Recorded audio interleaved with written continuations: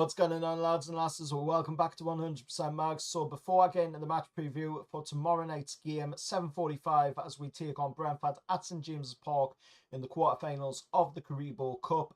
Of course, I do want to give a big shout out and a happy birthday to my mum, whose birthday it is today. Hope you have a fantastic day, mum. And with that being said, let's get straight into talking about tomorrow night's game. So it's going to be on Sky Sports Plus as we take on Brentford at St James's Park. We have played Brentford in the Carabao Cup before. Of course, back in 2020, we took them on down at their stadium. Of course, coming away on the end of that one with a defeat.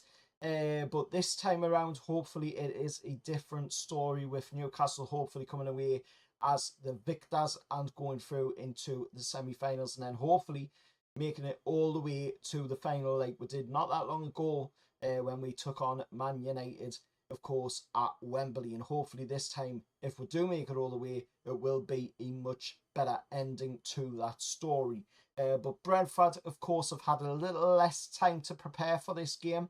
And Thomas Frank wasn't best pleased at that. As he did say in his press conference, he wasn't pleased at all that they had to play Chelsea on Sunday. When, of course, they've got this massive game, as do we, on, of course, the Wednesday. And then it being at St James's Park as well didn't bode well for Thomas Frank's men neither. But looking at it, of course, they came away from the game against Chelsea with a 2-1 defeat, so they're not going to be happy at all with that. And to make it to this stage in the competition, they have had to take on lower league opposition, unlike us, which I will talk about in a moment. But Brentford have had to defeat Colchester United, Leyton Orient and Sheffield Wednesday. Sheffield Wednesday, of course, on penalties, as it was 1-1 on the night in that game. And then on our side, coming into it, we've had to take on pretty much Premier League opposition. We've had to take on Nottingham Forest first, then an AFC Wimbledon game, which should have been played at Wimbledon Stadium, but due to what happened in that moment, it ended up being rescheduled for St James's Park. And then, of course, we've had to take on Chelsea as well, which was, of course, down at Stamford Bridge, I believe it was. No, that one was actually at St James's Park, and the Nottingham Forest one was at the City Ground. Now we're having to take on Brentford at St James's Park. So, of course, looking at that, the lowest team in our opponents getting to this point has been AFC Wimbledon, whilst Brentford have had the easier run to this point in the competition. But it's all about what happens on the night, which coming into this game, of course, we are coming into it on the back of a fantastic result against Leicester, whilst Brentford are coming in on the back of a defeat to Chelsea. However, before that game against Chelsea, they did have to take on us down at GTEC Community Stadium, of course, this season, and they did come away from that game with a pretty convincing 4-2 win. Hopefully, we don't get a repeat of that incident in that match, because it wasn't the best performance by Newcastle this season. I've got to say, it was a really bad performance. You can hear my thoughts on that one if you haven't seen it already by going back and watching my match reaction, of course, to that Brentford game down at the GTEC Community Stadium. But hopefully, of course, tomorrow night we'll hopefully see a much better result by Newcastle, and a result that we can all be happy to have and go into hopefully the next round of the Carabao Cup or League Cup, whatever you want to call it. Of course, because that will put us into a semi-finals, which of course will be 2 legs, but it will be a semi-final and will be one step away from making it a final. But looking at the team news coming into it, of course, Brentford are going to be without some players, as are we. Brentford are going to be without Josh Da Silva, Matthias Jensen, Aaron Hickey, and Rico Henry. And And of course, any more there, you know, Brentford fans, let us know what your thoughts are down in the comments below. Let us know if there's any more players that are going to be missing from that. That's just what I've got from what I've picked up coming into doing this preview.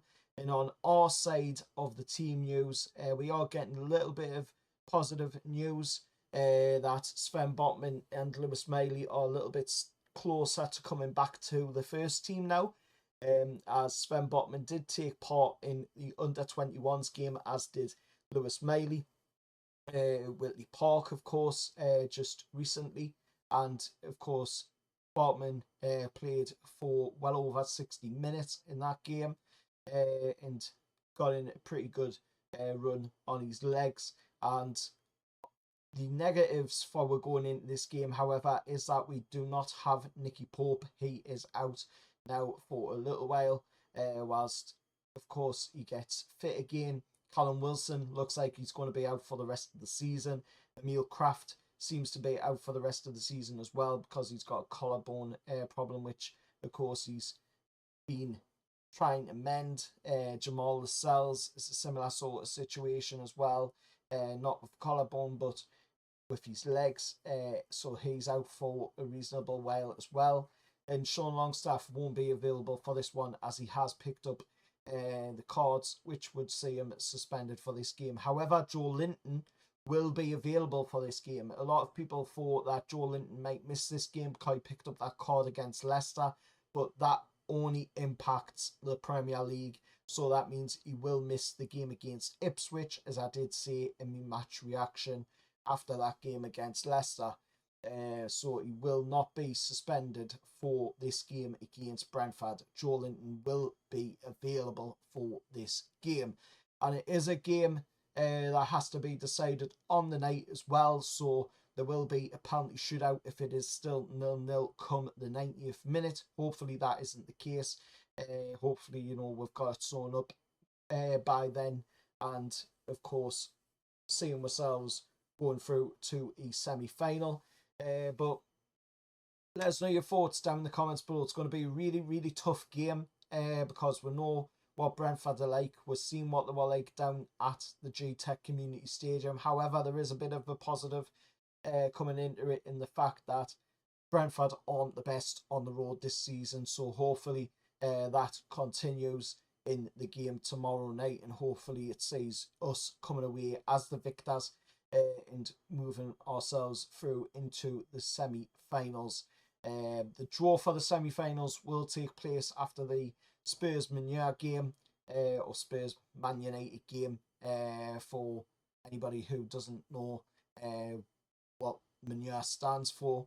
But it will be after that game on the Thursday, I believe it is, that game is played. So the draw for the semi-finals will be after that game. Hopefully, you know, we are waiting to see who will play after we play the game on Wednesday night. But let us know your thoughts down in the comments below. Brentford fans, if you're watching, you know, give us score predictions, your thoughts going into this game. Same goes for your fellow Newcastle United fans as well. Let us know your score predictions and your thoughts going into the game. And please, please, if you can, hit that like button. It's completely free. It costs you nothing at all, and it takes seconds to do, and it really does help the channel to grow, and it, of course, pushes the channel out there for more people to see. And also, if you're not a subscriber of the channel and you would like to be, again, it is completely free. Hit that big subscribe button and turn on the bell for all notifications so you never miss another 100% Mags video, and you keep up to date on all things Newcastle United, be it the men's team and the women's team, because I do some women's videos as well on the channel when I do get the time to be able to do them. But I'll see you all for the next one, and how are the lads?